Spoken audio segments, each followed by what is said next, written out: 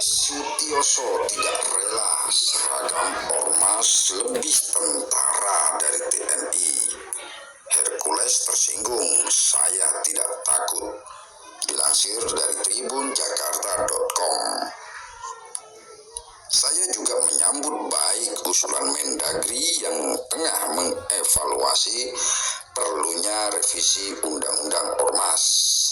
Meski saya merasa bahwa ketegasan aparat penegak hukum memberantas aksi premanisme sampai ke akar-akarnya sudah akan cukup ampuh tanpa perlu mengubah legislasinya, kata Edi dalam keterangan resminya.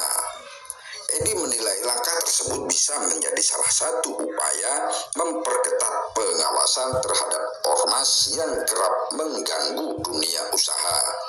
Menurut Edi, aksi premanisme berkedok ormas yang mengganggu pelaku usaha dan industri akan berdampak pada iklim investasi dan menghambat target pertumbuhan ekonomi nasional sebesar 8%.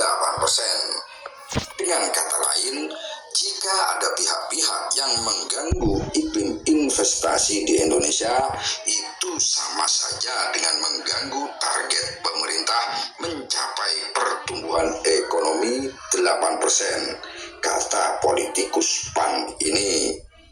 Dia pun mengingatkan bahwa keamanan yang kepastian hukum menjadi hal yang paling dipertanggungjawabkan investor untuk menanamkan modalnya.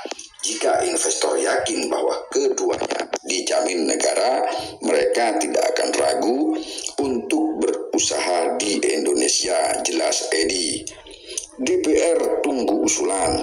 Di sisi lain, Komisi DPR RI menunggu usulan resmi soal wacana revisi Undang-Undang Ormas yang digulirkan Menteri Dalam Negeri Tito Karnavian. Ketua Komisi 2 DPR RI Muhammad Rifki Nizami Karyayuda menyatakan prosedur yang tepat untuk melanjutkan revisi Undang-Undang Ormas adalah dengan adanya usulan resmi dari pemerintah. Karena yang menyampaikan adalah Mendagri, maka posisi Komisi 2 DPR RI menunggu usulan resmi revisi tersebut, kata Rifki dalam wawancara dengan Tribun News. Revisi Undang-Undang Ormas ini menjadi topik hangat menyusul adanya keresahan masyarakat terhadap beberapa ormas yang dianggap mengganggu ketertiban umum. Menteri Hak Asasi Manusia atau HAM Natalius Pigai pun angkat bicara soal wacana revisi Undang-Undang Ormas. Dalam keterangan tertulis yang diterima oleh Tribun News Selasa 29 April 2025, Pigai menilai bahwa revisi Undang-Undang Ormas harus dilihat dari sisi positif, yaitu untuk memajukan demokrasi Indonesia.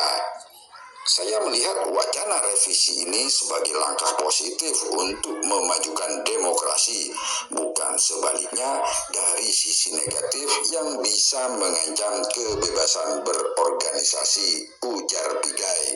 Pigai mengungkapkan bahwa revisi yang direncanakan tidak boleh bersifat membatasi kebebasan ormas, melainkan harus mengedepankan pengaturan yang jelas dan baik.